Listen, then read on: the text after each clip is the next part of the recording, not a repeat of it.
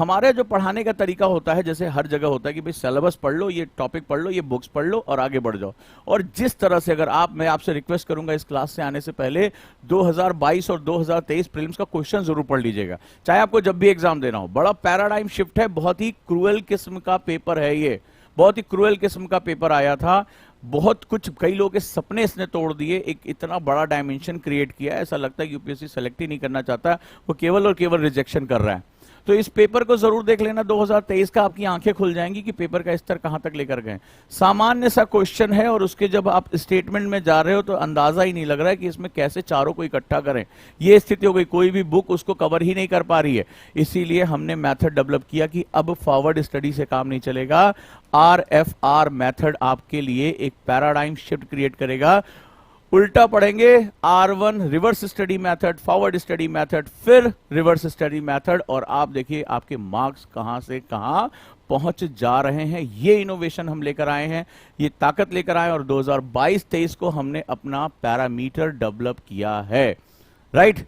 तो RFR method आपके minimum time में आपको बहुत कॉन्फिडेंट करेगा। मिनिमम 40% से लेकर 50% तक आपकी इफिशियंसी सिर्फ इसी के साथ बढ़ जाएगी। आपको 12,000 प्लस क्वेश्चन के साथ गुजरना है। 60 क्वेश्चन से 65 क्वेश्चन में आपका सिलेक्शन बड़े आराम से हो जाएगा। 48,000 से ज्यादा स्टेटमेंट से आप गुजरेंगे, आपको इतना मजा आएगा। तो पेपर रेडी है, तो सबसे पहले हम R1 करेंगे, फिर F करेंगे, फिर R2 करेंगे। क्लियर है? तो सबसे पहले हम जो क्या करने जा रहे हैं, R1 यानी रिवर्स स्टडी मेथड में सबसे पहले आज हम एक टेस्ट देने जा रहे हैं, और टेस्ट देने के बाद हम फॉरवर्ड स्टडी मेथड करेंगे और फिर वापस R2 पर आएंगे और देखते हैं कि हमारे मार्क्स में कितनी वृद्धि होती है। एक बात कहना चाहूंगा, बड़ी इंपॉर्टेंट बात है कि जो चीज आपको चैलेंज करती है, प्रीलिम्स आज आपको चैलेंज करता है ना, डराता है कि ये डिसीजन ले या ना ले, जो चीज आपको चैलेंज करती है वही चीज आपको चेंज करती है। याद रख लेना, ये बहुत इंपॉर्टेंट बात है कि जो चीज आपको चैलेंज करती है वही चीज आपको चेंज करती है। तो अगर यूपीएससी आपको आज चैलेंज कर रहा है तो यकीन मानिएगा कि यही आपको चेंज करेगा। एक आईएएस ऑफिसर के रूप में होंगे, एक व्यक्तित्व के रूप में होंगे, पूरा आपके नाम के साथ एक जुनून तैयार कर लो कि मुझे अपने नाम के साथ एक सफिक्स चाहिए, आईएएस या आईपीएस चाहिए, लगा होना चाहिए आपकी उस पट्टी पर। जब आपका नाम हो, नाम तो हर कोई अपनी पट्टी पर लिखवा सकता है, वो सफिक्स वही लिखवा सकता है जो अपने आप को बदलने के लिए तैयार हो। तो अब सोचना किस बात का है, जुनून के साथ टूट पड़िए। और पहला क्वेश्चन आपके सामने है, लेट्स स्टार्ट। एक भयानक चक्रवात आया, और ये चक्रवात इसलिए कि बहुत बड़ा डिजास्टर चेंज हो रहा है, बहुत बड़े क्लाइमेटिक चेंजेस होने चले जा रहे हैं। भारत में एक फ्रेडी करके तूफान आया, साइक्लोन आया। आज उससे संबंधित क्वेश्चन है। इस अभी हाल में बिपरजॉय आया, लेकिन बिपरजॉय को सरकार ने मैनेज कर लिया। फ्रेडी में 3,000 से ज्यादा लोगों की मौत हुई थी। एक भयानक तूफान था जिसने पूरी दुनिया को बताया कि ये नेचुरल तरीके से नहीं बना था, लेकिन ग्लोबल वार्मिंग के जो कॉन्सिक्वेंसेस है उसकी वजह से बना था। चलिए आज क्वेश्चन करते हैं। पहला क्वेश्चन है, चक्रवात चिरायु फ्रेडी की श्रेणी क्या थी?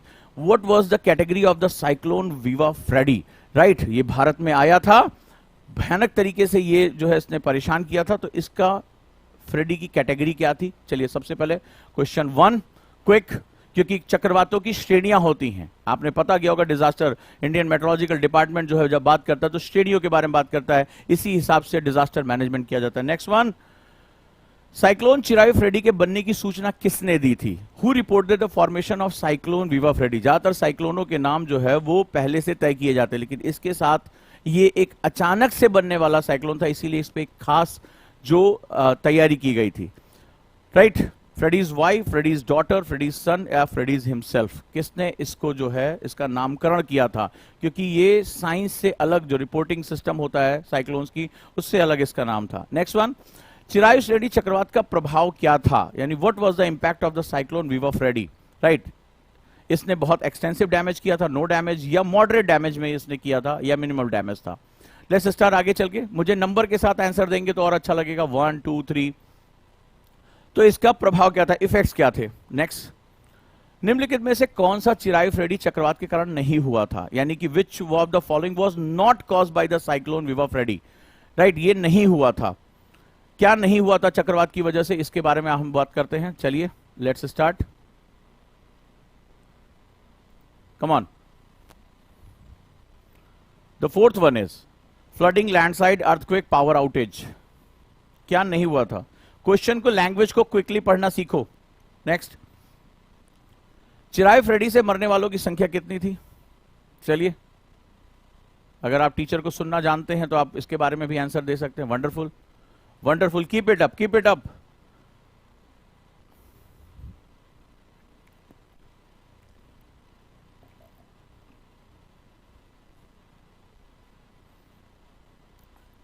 चिराई फ्रेडी जैसे चक्रवातों की आवृत्ति और तीव्रता में किसका प्रमुख योगदान है? यहां से क्वेश्चन हम थोड़ा सा और आगे लेके जाते हैं। What is the major contributor of the frequency and intensity of the cyclone like viva Freddy? Right, viva Freddy. Rising sea level, melting glaciers, warmer ocean water, increase wind speed. Next one, जलवायु परिवर्तन के प्रभावों को कम करने के लिए क्या किया जा सकता है? राइट, ग्रीन हाउस गैस उत्सर्जन बढ़ाएं, कार्बन पदचिह्न कम करें, अधिक पेड़ काट लें, अधिक जीवाश्म ईंधन का प्रयोग करें। यानी कि what can be done to mitigate the effect of the climate changes? Increase greenhouse gas emission, reduce carbon footprint, cut down more trees, use more fossil fuels. That is very important, बहुत important है। इस बार आपको पता होगा कि जो environment के question आए थे, बहुत टफ क्वेश्चन आए थे। ग्रीन हाउस गैस उत्सर्जन कम करने की जिम्मेदारी किसे लेनी चाहिए? सरकारें और निगम को, व्यक्तिगत नागरिक को, गैर संगठन को, या वैज्ञानिकों को? Who needs to take responsibility for reduce greenhouse gas emissions? Right? So let's start. आप अगर ऐसा करते हैं तो इससे आपको बहुत व्यापक फायदा होगा। अभी आपको बताऊंगा, आप कुछ नहीं आता है आपको, जो फ्रेशर हैं, जो अभी आगे देंगे, जिन्होंने कभी नहीं पढ़ा, अभी देखना उनके नंबर में बढ़ा दूंगा। आप मैजिक देखो आरएफआर की, पावर देखो आरएफआर की, अभी उनके मार्क्स में बढ़ा दूंगा। अभी के अभी कहते हैं ना, प्रत्यक्षम किम प्रमाणम, प्रत्यक्ष को प्रमाण की आवश्यकता नहीं है। जो जितने फ्रेशर है, बस वो जितना समझे, पहली बात वो ये समझे कि 2022 का एक तूफान था और अभी उनको बारे में उनको कुछ नहीं पता, पढ़ाई नहीं की, इसका मतलब आपका करंट अफेयर्स बहुत वीक है। अगला, जलवायु परिवर्तन को संबोधित करने के लिए तत्काल कार्रवाई करने की क्या आवश्यकता है? यानी कि जो क्लाइमेटिक चेंज हो रहे हैं, क्या अभी वो समय के साथ कवर होने चाहिए? चलिए, कोई आवश्यकता नहीं है। कम तात्कालिकता, उच्च तात्कालिकता, या व्यक्तिपरक आवश्यकता है? What is the use of urgency of taking immediate action to address climate changes? No urgency, low urgency, high urgency. ये urgency is subjective, यानी दुनिया के हर हिस्से में बराबर जो है ये समस्या नहीं बनी हुई है।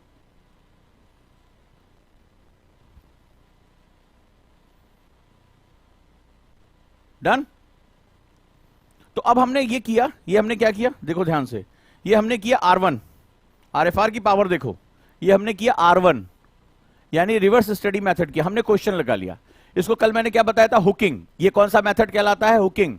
हुक कर लिया आपने, क्वेश्चन आपने पढ़ लिया, आपने क्वेश्चन में आपने आंसर करने की कोशिश की, आपका दिमाग बहुत फोकस था, क्वेश्चन देखते ही हमारा कंसंट्रेशन बढ़ जाता है, क्वेश्चन की लैंग्वेज पे हमारा ध्यान जाता है। अब हम क्या करेंगे, अब तुम्हें मैं जादू दिखाने जा रहा हूं एफ का, ठीक है? अब इसी टॉपिक को हम एफ में पढ़, तो अभी हम इसको देखते हैं कि ये फॉरवर्ड मेथड में हमारा कैसे काम करेगा, तो ये क्यों आपके मार्क्स बढ़ाएगा। अब आपने नंबर लिख लिया, अपने क्वेश्चन का आंसर ABCD कर लिया है, यस, एक तरफ कर लिए। R1 में आपके नंबर कितने आ रहे हैं? अब चलिए हम इसको थोड़ा सा पढ़ते हैं।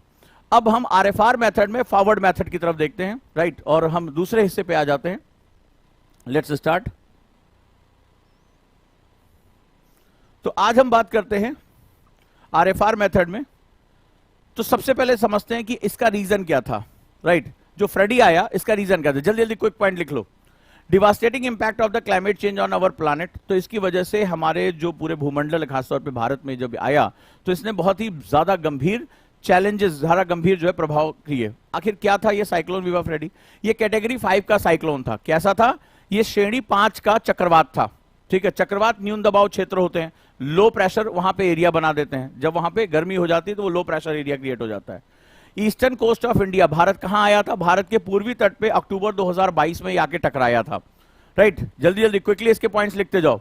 तो 5वीं श्रेणी का चक्रवात था, भारत में अक्टूबर 2022 में ईस्टर्न कोस्ट पे टकराया, ठीक है? और इसका नाम फ्रेडी इसलिए रखा गया था कि जिस आदमी ने सबसे पहले इसकी रिपोर्ट की थी, क्योंकि ये अचानक से पैदा हुआ था, इन सीटू था, ठीक है? तो जिस आदमी फ्रेडी ने सबसे पहले इसकी जांच पड़ताल की थी, उसी के नाम पर इसका चक्रवात रख दिया गया। अदरवाइज चक्रवातों के लिए एक ऑर्गेनाइजेशन, वहां पे एक संगठन बनाया जाता है और हर देश में आने वाले चक्रवातों की एक सूची होती है कि अगला चक्रवात आएगा तो इस नाम से रखा जाएगा। लेकिन फ्रेडी ने इसको देखा था, क्योंकि ये आकस्मिक हुआ था, इसकी बहुत ज्यादा तैयारी नहीं हो पाई थी, ये अचानक से क्लाइमेटिक चेंजेस की वजह से हुआ था, इसीलिए उस फ्रेडी के नाम पर ही इस चक्रवात का नाम रखा गया था। याद हो गया? चलिए एफ में देखते हैं। इंपैक्ट क्या रहा फ्रेडी का?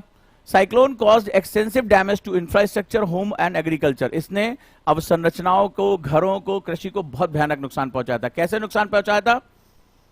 उसके लिए फ्लडिंग यानी कि बाढ़, लैंडस्लाइड यानी कि भूस्खलन, पावर कट हो गया था, ठीक है, बाढ़ आ गई थी, भूस्खलन हुआ, लैंडस्लाइड हुआ, पावर कट हुआ और बहुत ज्यादा लोगों को नुकसान उठाना पड़ा था, मृत्यु बहुत बड़ी मात्रा में हुई थी और इसकी वजह से टाइम ही नहीं मिला तैयारी करने का, राइट। तो इस वजह से 3000 से ज्यादा लोग मर गए थे और काफी लोग जो है वो बेघर हो गए थे, होमलेस हो गए थे। समझ में आया? मजा आ रहा है इसमें? तो क्या क्या हुआ? बाढ़ आई, भूस्खलन हुआ और पावर कट हो गया। 3000 से ज्यादा लोगों की मृत्यु हुई। क्या रीजन था? Climate change. क्या क्लाइमेट चेंज ने किया? क्लाइमेट चेंज की वजह से चक्रवात आया। इससे क्या हुआ कि पानी जो है, जब पूरे भूमंडलीय गर्मी बढ़ी तो पानी जल्दी गर्म हो गया, राइट। क्या हुआ? पानी गर्म हो गया, rising temperature of ocean water. नतीजा क्या हुआ? जैसे पानी गर्म हुआ वहां पर उसने हवा को गर्म कर दिया, ठीक है। ध्यान से, अभी आराम आराम से चलेंगे, अब समझो। तो जैसे ही आपने पानी का गर्म किया, हवा गर्म हो गई। हवा जैसे ही गर्म हुई, लो प्रेशर एरिया क्रिएट होगा। जितना ज्यादा लो प्रेशर एरिया क्रिएट होगा उतना ही ज्यादा इंटेंसिटी उसकी तेज हो जाएगी। और दूसरा क्या हुआ? ग्लेशियर्स पिघलने लगे। तो साइक्लोन चक्रवात था, वो इंटेंसिटी तेज हो गई, ग्लेशियर पिघलने लगे। तो ग्लेशियर पिघलने लगे, पानी की आपूर्ति बढ़ गई। नतीजा क्या हुआ? सी लेवल राइज हो गया। जैसे ग्लेशियर पिघलते जाएंगे, जो समुद्र का स्तर है वो बढ़ते जाएगा, ठीक है। नतीजा क्या हुआ? इसने चक्रवात की तीव्रता को बढ़ा दिया। तो पानी गर्म हुआ ग्लोबल वार्मिंग की वजह से, ग्लेशियर से और पानी पहुंच गया पिघलने की वजह से, और चक्रवात बहुत तीव्र हो गया। 3000 से ज्यादा लोग मारे गए। क्लियर है? क्या करोगे इसके लिए? इमीडिएट एक्शन लेना है। ऐसा नहीं कि आने वाले समय में एक्शन लोगे। अभी अगर आज हमने जो है क्लाइमेटिक चेंजेस को सही से एड्रेस नहीं किया तो मानवता पूरी की पूरी खतरे में पड़ जाएगी, राइट। क्या करना पड़ेगा? सबसे पहले हमें अपना कार्बन फुटप्रिंट कम करना। कार्बन फुटप्रिंट मतलब, हम जैसे मान लो बिजली हमें चाहिए, तो बिजली हमारी भारत में 67% कोयले से आती है, और कोयला जब जलाओगे तो कार्बन डाइऑक्साइड बढ़ेगी, राइट। तो हमारा कार्बन फुटप्रिंट क्या हो गया? बढ़ गया। यानी कार्बन पदचिन्ह बोलते हैं। क्या बोलते हैं इसको? कार्बन पदचिन्ह बोलते हैं। ये हमारा बढ़ गया। तो कार्बन फुटप्रिंट को हमें क्या करना पड़ेगा? कम करना पड़ेगा। हमें ऐसी धारणीय प्रैक्टिस को लाना पड़ेगा जो क्लाइमेट चेंज को कम, जैसे प्लास्टिक का यूज कम करना, ऐसी चीजों का, जैसे पेड़ ज्यादा लगाना, पेड़ों से बने उत्पादों का कम से कम प्रयोग करना जो ट्रीज के बेस पे बन रहे हैं। तो हमें ऐसी सस्टेनेबल प्रैक्टिस लानी पड़ेगी जो हमारे इस जलवायु को बर्बाद ना करें। हमें ऐसी फैक्ट्रियां ऐसी बनानी हो जहां पे वो बिजली से चले या किसी और सी चीज से चलें, जहां पर हमारा कार्बन डाइऑक्साइड उत्सर्जन कम होता चला जाए। और क्या करना पड़ेगा? हमें ग्रीन हाउस गैसेस, वो हमें कम उत्पादन करना पड़ेगा। ग्रीन हाउस गैसेस की मात्रा हमें कम करनी पड़ेगी, तब जाकर हम जो है वो इस प्रैक्टिस को कर पाएंगे। हम इसकी जरूरत है। तो क्या जरूरत है? पहला, इमीडिएट एक्शन लेने की जरूरत है। इसमें हम देरी नहीं कर सकते, और ऐसा नहीं कि ये देश करे वो देश नहीं, पूरी दुनिया बर्बाद हो जाएगी। दूसरा, कार्बन फुटप्रिंट घटाना पड़ेगा। तीसरा, हमें ऐसी प्रैक्टिस करनी पड़ेगी जो धारणीय हो, जिससे क्लाइमेट चेंजेस पे जो है बैड इंपैक्ट ना पड़े, और ग्रीन हाउस गैस इमिशन घटाना पड़ेगा। तो मतलब क्या हुआ कि सबसे बड़ी बात है कि reminder the destructive power of the nature and the urgent need to address the issue of climate change. Urgent need है, और नेचर बहुत ही विध्वंसकारी हो सकती है। ये तुम्हारे समझने हमारे समझने में नहीं आएगी, ये सबको निपटा देगी। आप कितने भी शक्तिशाली हैं, बाढ़ आ रही है, देख रहे हैं, कुछ भी उसके सामने कुछ नहीं टिक रहा है। तुम्हारा बनाया हुआ पुल, मकान, दुकान, सब पानी अपने साथ बहा लिए चला जा रहा है। पहाड़ जब भरभरा के नीचे गिरता है तो वो समझता नहीं नीचे तुमने कितनी चौड़ी सड़क बनाई है, सब कुछ लेके जा जाता है। जोशीमठ में जो भारत में हुआ, पूरा का पूरा जो है एक पूरा हिस्सा वहां रहने लायक नहीं बचा। तो प्रकृति कहती है कि मेरे साथ खेलोगे और मैंने थोड़ा सा खेल खेल दिया तो तुम्हारा अस्तित्व खतरे में पड़ जाएगा। यस या नो? जल्दी बताएं मुझे। समझ में आया? Quick revision, R F R forward method, ये हमारा एफ मेथड है। तो हमने समझा कहां आया, कैटेगरी 5 का साइक्लोन है, फ्रेडी के नाम पे पड़ा, ईस्ट कोस्ट भारत के 2022 में आया। क्या क्या हुआ? बहुत जबरदस्त डैमेज हुआ, किसको? इंफ्रास्ट्रक्चर, घरों को और कृषि को। क्या हुआ इसकी वजह से? फ्लड आया, बाढ़ आई, लैंडस्लाइड, भूस्खलन हुआ और पावर आउटेज यानी बिजली की सप्लाई बंद हो गई और लोगों को बड़ा नुकसान हुआ। 3,000 से ज्यादा लोग मारे गए और कई लोग बेघर हो गए। कारण क्या था? क्लाइमेट चेंज, समुद्रों का बढ़ता तापमान, इसकी वजह से लो प्रेशर एरिया क्रिएट हुआ, ग्लेशियर का मेल्ट करना, कार्बन फुटप्रिंट का बढ़ना। हमें क्या करना पड़ेगा? कार्बन फुटप्रिंट घटाना पड़ेगा, सस्टेनेबल प्रैक्टिसेस लानी पड़ेंगी और इसके माध्यम से ग्रीन हाउस गैस को हमें कम करना पड़ेगा, तभी बना पाएंगे। एक्शन तुरंत लेना पड़ेगा, इसके लिए सोच समझ करने की अभी टाइम नहीं है, क्योंकि ये बहुत लोगों की मौत का कारण बनेगा। अब आ जाते हैं R2 पर, RFR, अपना मार्क्स याद रखना। चलो अब बात करते हैं, लेट्स स्टार्ट। वो बिगिनर है वो मुझे सबसे पहले जवाब देंगे, जो बिगिनर है वो सबसे पहले मुझे जवाब देंगे, क्योंकि उनके अंदर में सबसे पहले चेंज, उनके अंदर डर है कि हम क्या करेंगे, हमने तो अभी सिलेबस पूरा नहीं किया, क्योंकि एजुकेशन सिस्टम ने बता दिया कि जब तक तुम सिलेबसवा नहीं पूरा करोगे क्वेश्चनवा नहीं होगा। यूपीएससी है ये, यूनिवर्सिटी का एग्जाम नहीं है। भर कर आए हैं वो अपने कॉलेज से कि वो सिलेबस, पुरानी वाली किताब, 5 साल का पेपर, तब जाके हम पास हो जाएंगे। ये पास होने वाला एग्जाम नहीं है, ये कट थ्रोट कंपटीशन है, एशिया का सबसे टफेस्ट एग्जाम है। प्रीलिम्स में 98.6% बच्चे रिजेक्ट हो जाते हैं। याद रखना, ये देश का सबसे कठिन एग्जाम है। अब बताओ मुझे, चक्रवात चिराई फ्रेडी की श्रेणी क्या थी? What was the category of cyclone Freddy? तबाह 1। चलो 2, साइक्लोन की सूचना किसने दी थी? आ जाओ 2। अब यहां पे क्या करना है? आपको एक कैटेगरी बनानी है, ठीक है? आपको कैटेगरी बनानी है। R1 के मार्क्स आपने लिखे, या आपने कैटेगरी बना ली, R1 के मार्क्स आपने लिखे, ठीक है? अब R2 के मार्क्स लिखते जाइए और देखना दोनों में चेंज क्या आ रहा है, दोनों में चेंज क्या आ रहा है। R2 के मार्क्स लिखते जाओ, A B C D लिखते जाओ, और R1 का तो तुमने लिखा ही था। चलो नेक्स्ट आ जाओ, चिराई फ्रेडी चक्रवात का प्रभाव क्या था? That was the impact of, what was the impact of cyclone viva Freddy? ये मॉडरेट था, नो डैमेज था। अब तो आ रहा होगा, चलो धड़ाधड़ मारते रहो। अब देखो 3 4, निम्नलिखित में से कौन सा चिराई फ्रेडी चक्रवात कारण नहीं हुआ था? Which of the following was not caused by the cyclone viva Freddy? क्या नहीं हुआ था? अब तो समझ में आ गया होगा मैंने आंसर में क्या बताया। चलो मेरे भाई ध्यान से पढ़ो क्वेश्चन को, ध्यान से ध्यान से ध्यान से। बाढ़, भूस्खलन, पावर आउटरेज या अर्थक्वेक क्या नहीं हुआ था? वंडरफुल, शाबाश। चिराई फ्रेडी चक्रवात से मरने वालों की संख्या कितनी थी? अब तो याद हो गया होगा। वंडरफुल। चिराई फ्रेडी जैसे चक्रवातों की आवृत्ति और तीव्रता में किसका प्रमुख योगदान है? What is the major contributor to the frequency and intensity of the cyclone like Viva Freddy? Rising sea level, melting glaciers, warmer ocean water and increased wind speed. Right? किसका सबसे ज्यादा योगदान है? किसका प्रमुख योगदान है? बढ़िया क्वेश्चन है ये।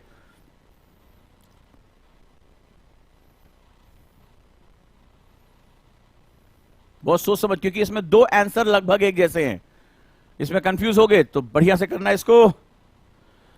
जलवायु परिवर्तन के प्रभाव को कम करने के लिए क्या किया जा सकता है? राइट, क्या किया जा सकता है? अब तो एक एक बच्चे का आंसर सही होना चाहिए। What can be done to mitigate the effect of the climate changes? Increase green house gas emission, reduce carbon footprint, cut down more trees या यूज मोर फॉसिल फ्यूल्स। है ना मजा? चलो, ग्रीन हाउस गैस को उत्सर्जन कम करने की जिम्मेदारी किसे लेनी चाहिए? सरकारें और निगम को, व्यक्तिगत नागरिकों को, गैर सरकारी संगठन को, या वैज्ञानिकों को? गवर्नमेंट्स एंड कॉर्पोरेशन, तो उसमें क्या बोला था? सभी को। तो हम बात करेंगे जलवायु परिवर्तन को संबोधित करने के लिए तत्काल कार्रवाई करने की क्या आवश्यकता है? कोई आवश्यकता नहीं है। कम तात्कालिक, उच्च या व्यक्तिगत? What is the urgency of taking immediate action to address climate change? No urgency, low urgency, high urgency, यानी तुरंत किया जाना चाहिए, या अर्जेंसी सब्जेक्टिव, अलग अलग देशों में अलग अलग तरीके से। चलिए जरा आंसर भी देख लेते हैं।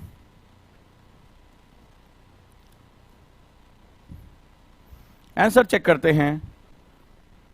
फर्स्ट का डी। Now let's start.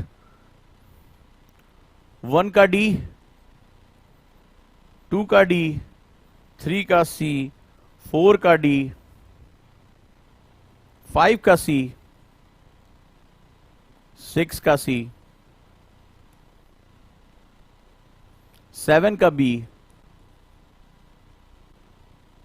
8 का ए, 9 का सी। चलिए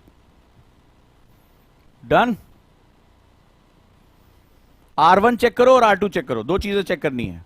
यानी जब ये आंसर है तो R1 में तुम्हारा आंसर कितना आया, और F मेथड को अप्लाई करने के बाद R2 में तुम्हारा मार्क्स कितना आया, कितने परसेंट की बढ़ोतरी हुई। जैसे और देखते मैं आपको बताना चाहता हूं RFR का जादू। और सोचो कि हमारे साथ जब 12,000 क्वेश्चन से तुम गुजरोगे तो क्या चेंज आएगा, क्या बात है। तो R1 में मार्क्स कितने थे और R2 में मार्क्स कितने थे। तो पहले R1 लिखना है फिर R2 लिखना है। यानी पहले 7 थे फिर 9 हो गए, पहले 5 थे 12 हो गए, या 10 9 हो गए, जितने भी आपके हैं। तो सुबह उठ के इतनी मेहनत करता हूं तुम्हारे लिए, नए नए इनोवेशन लेकर आता हूं। कितने घंटों बैठ के सोचना पड़ता है कि मैं क्या करूं मेरे बच्चों का जो है इंक्रीमेंट हो सके। कोई इंसान खड़ा होकर तुम्हारे लिए इतनी मेहनत कर रहा है, तुम्हारे सपनों को अपना जी रहा है। आज की दुनिया में कोई किसी का सपना नहीं जीता यार। यहां आज अपना अपना सपना नहीं देखता। मैं तो गुरु हूं, तुम्हारे सपने को जी रहा हूं। अगर वाकई में चेंज आया है, अगर दिल से, नहीं तो करो मेरी आलोचना, मैं और निखर आऊंगा। तुम्हारी आलोचना मेरे लिए ब्रशअप का काम करती है, मुझे और निखारती है, मुझे और चैलेंज करती है। जितना मुझे चैलेंज करते जाओगे मैं उतना निखरता जाऊंगा। मैं खाने से ऊर्जा नहीं प्राप्त करता, मैं तुम्हारे इस मैसेज से ऊर्जा प्राप्त करता हूं, तुम्हारे चेहरे की चमक से ऊर्जा प्राप्त करता हूं। तुम्हारा जब नंबर बढ़ता है और जब तुम खुश होते हो, तुम्हारा आत्मविश्वास आता है, तुम्हारा गुरु उसको ग्रहण कर लेता है। वही मेरा भोजन है, उसी से मुझे ऊर्जा मिलती है। 100% मार्क्स में इंप्रूवमेंट हुई, और मैंने बहुत ज्यादा नहीं, सिर्फ 20 मिनट का समय लिया, सिर्फ 20 मिनट का समय लिया है, और तुम्हारे मार्क्स इंक्रीज हो गए, तुम्हारे मार्क्स इंक्रीज हो गए। यही है RFR का जादू। अब इसी को हमें करना है। सोचो कि जब पूरे साल भर हम इसको करेंगे, 48,000 से ज्यादा स्टेटमेंट हम करेंगे, तो भागकर कहां जाएगा प्रीलिम्स, कहीं नहीं जाएगा। चाहे 2025 में दे रहो, 26 में दे रहो, क्लास में तुम्हारा कॉन्फिडेंस इतना बढ़ जाएगा, ऐसे ऐसे प्रश्न जाकर अपने टीचर से पूछोगे, उसको भी पसीना आ जाएगा। तो अब सोचना किस बात का, अब इसमें सोचना नहीं है। मार्क्स बढ़ गए हैं तो ये मेथड आपको प्रूव कर रहा है कि अगर सही तरीके से पढ़ा जाए तो प्रीलिम्स कोई टफ नहीं है। हाय, क्या आप भी आईएएस की तैयारी करना चाहते हैं? क्या आप पीसीएस की तैयारी करना चाहते हैं? बहुत दिनों से आप स्ट्रगल कर रहे हैं, लेकिन इसके बावजूद भी आपको सफलता नहीं मिली। भागदौड़ करने के बावजूद भी आपको कोई सॉल्यूशन नहीं मिल रहा। सिर्फ आपका टेंशन बढ़ रहा है, आपका पेशेंस जवाब दे रहा है।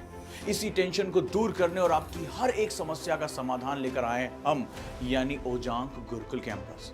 यहां हम आपको सिखाएंगे आईएएस और पीसीएस जैसे एग्जाम की तैयारी कैसे आसान तरीके से की जाती है, कैसे डिसिप्लिन फॉलो किया जाता है, कैसे अनुशासन रखा जाता है। अगर आप भी चाहते हैं हम आईएएस और पीसीएस बने और अपनी जिंदगी के सारे सपने पूरे करें, तो अभी ज्वाइन करें ओजांग गुरुकुल कैंपस।